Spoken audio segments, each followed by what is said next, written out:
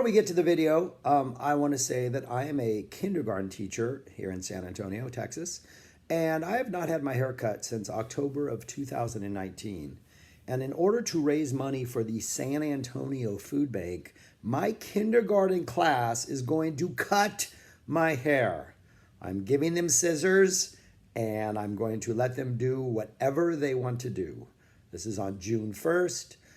We have a website up. If you can donate to the San Antonio Food Bank, you can donate as little as $5 or as much as you can afford. If you are able to in these difficult times, that would be appreciated. But the link is right there. There are. I will be posting pictures of the haircut and, of course, probably still making videos, so you'll get to see it here on this channel. But if you are in a position in your life where you can afford to donate to the San Antonio Food Bank, because people always need food, and they have been sort of understocked during these COVID times, every dollar goes directly to them. So that is the link. Thank you very much. And that's it. Now on to the video.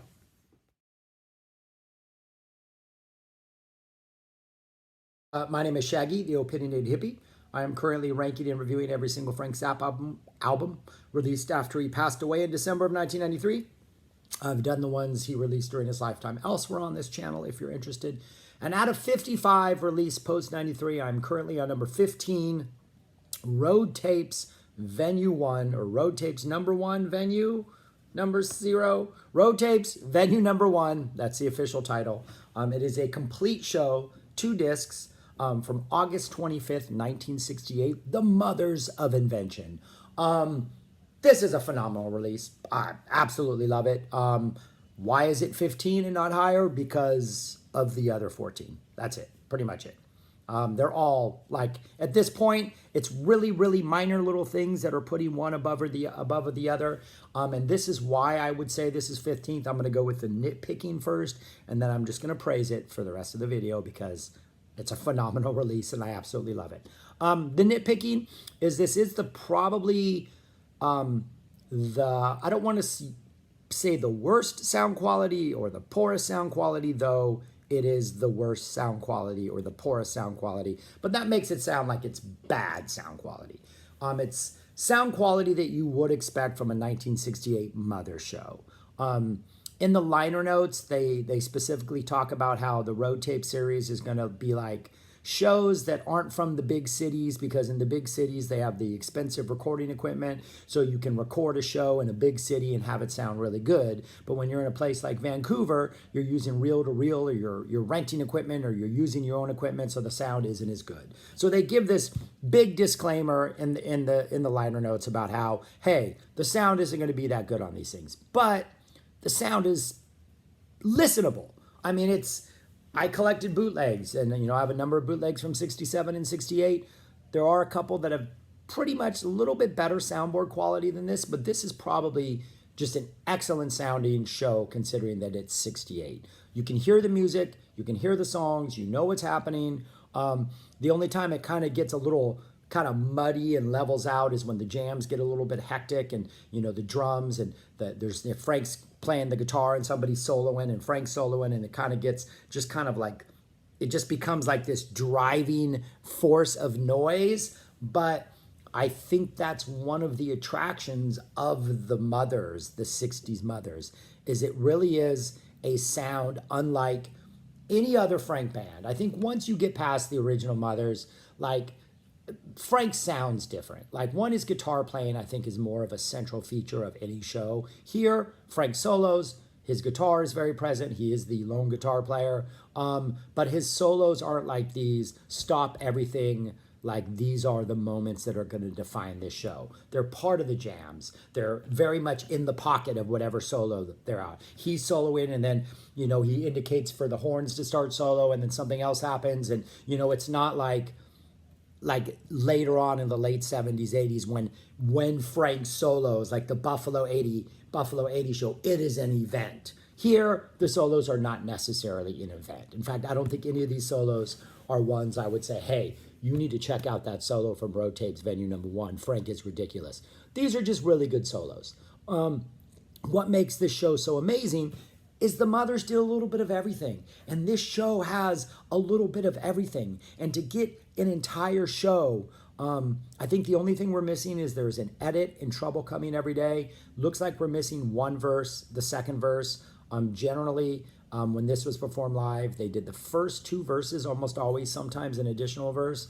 The two verses that would appear on More Trouble Coming Every Day. That second verse is not here. There's a weird little tape edit where obviously Frank had to like switch reel to reel, switch reels. But it doesn't hurt the music. So, that's what we're missing. Probably a verse of Trouble Coming Every Day. Everything else is here. But anyway, so the sound is a little muddier. Frank's guitar solos are not those things that you're going to run to. But it's an incredible show. And there's a lot of jamming. The sort of improv in the Mothers tended to be sort of, I don't want to use the word krautrock because it doesn't have a krautrock vibe, but there's a definite like motoric type, very repetitive kind of hypnotic groove to almost everything. Like there's a 20-minute Orange County Lumber Truck. That 12-minute jam is over the same beat almost for the entire 12 minutes, it feels like. And yes, there's little variations and road bumps and stuff, but for the most part, it's just like this really steady hypnotic groove that everybody just kind of goes crazy on top of.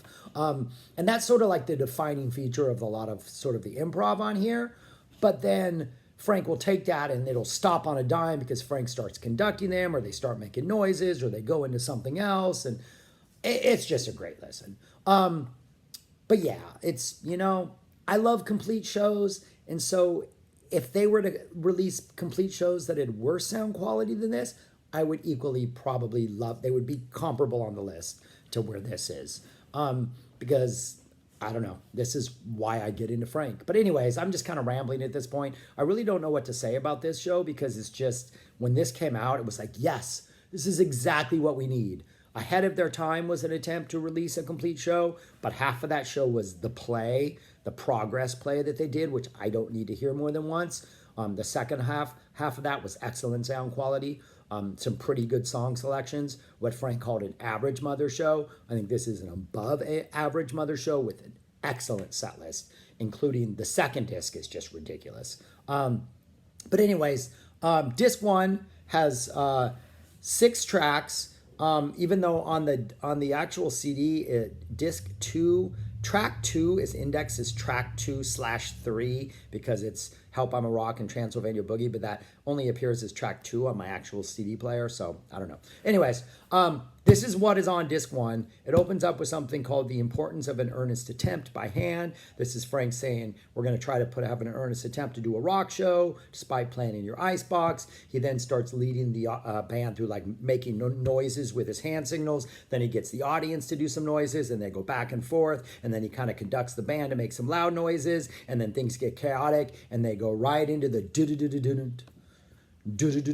right into Help I'm a Rock, which is one of the great, anytime Frank segues from something into Help I'm a Rock, that I think is one of the most like, oh, this is so good. Some Help I'm a Rocks are like a little slinkier than others. Some are a little more like just kind of subversive. This one is like a loud, obnoxious, in your face Help I'm a Rock, but it's still got that just great little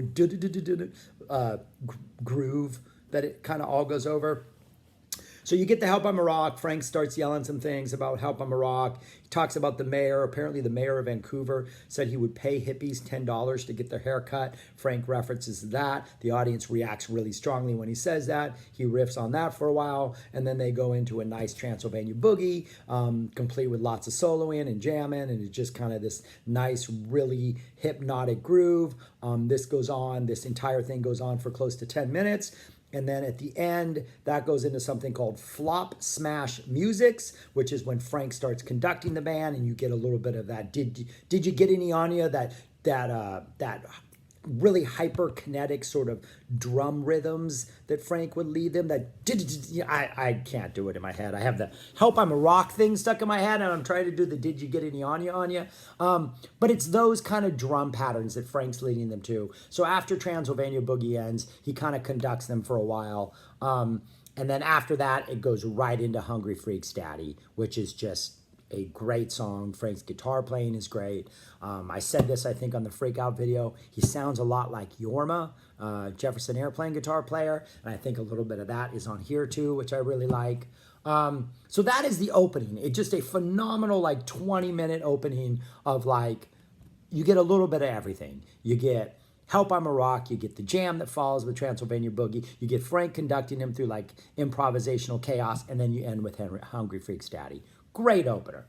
Frank talks to the audience, and then they go into like a 20-minute Orange County lumber truck. So you get instrumental versions of Let's Make the Water Turn Black, Harry, You're a Beast, the Orange County lumber truck, Oh No. You get lots of solos, you get guitar solos, you get horn solos, you get them going back in and out of the Orange County lumber truck throughout the thing. It is phenomenal. It goes on and on and on. Towards the end, Frank again starts conducting them, and they start making some noises, and then he cuts the band, and Bunk Gardner starts telling a story about how he got piano lessons when he was a kid.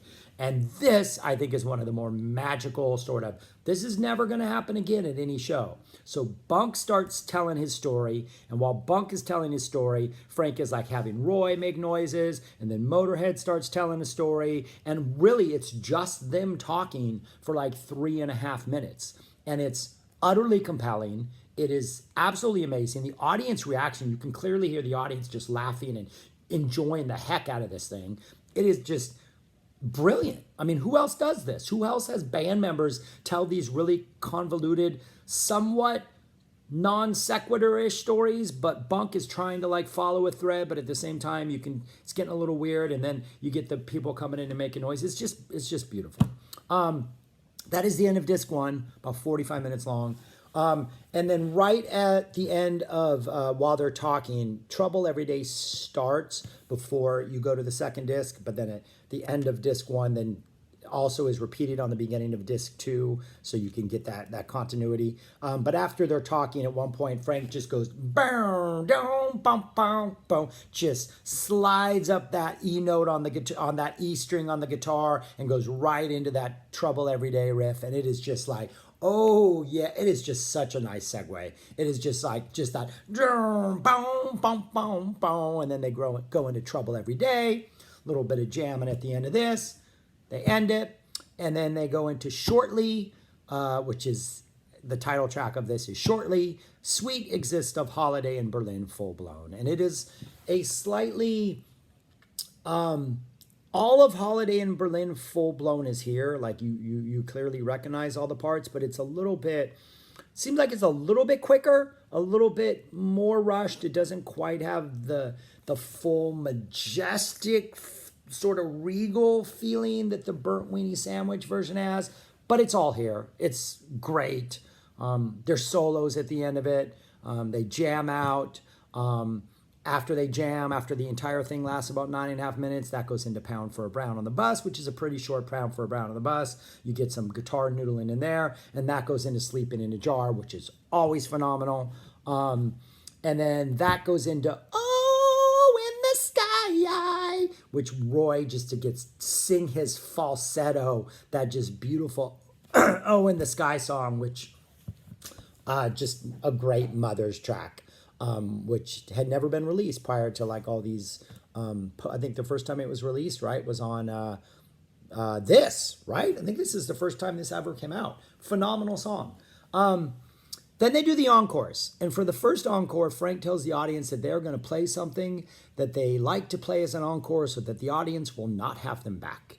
And then they do a Varese cover, and they do Octonder, which is just the first 10 bars of Octonder, I think is what he says it is. And it is just, yeah, it is.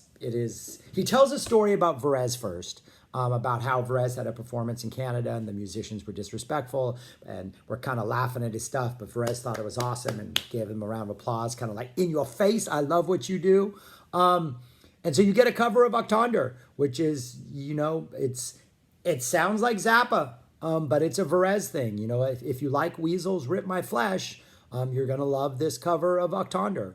And then after they do that, the audience goes absolutely crazy. And then they close with King Kong, which does not have a guitar solo, if I'm not mistaken, but it's got two pretty good, the first one especially, two pretty good horn solos or woodwind solos. But yeah, and King Kong always just sounds amazing. Just that intro when they're like, just start the doo doo doo doo, just that rumbling intro before the horns come in. Just phenomenal. But it's a great show. About 90 minutes long. You get a little bit of everything. You get songs, you get jams, you get hits, you get Varese, you get it all. And I don't know what else to say about this other than I recommend it.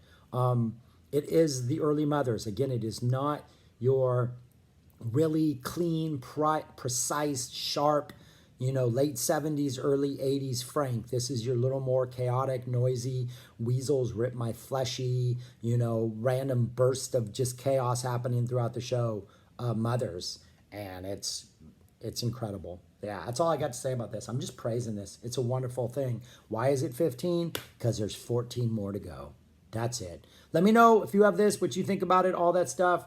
I'm appreciating these really long book length comments that I've been getting lately, so please keep it up. I appreciate it. I'm going to get back and reply to all of you soon, but work is hectic right now. It's the end of the school year, and I'm trying to get a lot done, but I'm going to get back to that and have more time come summer. But anyways, that's it. Let me know what you think of this album. Thank you for watching. Subscribe and all that good stuff. Talk to you later. Peace. Bye.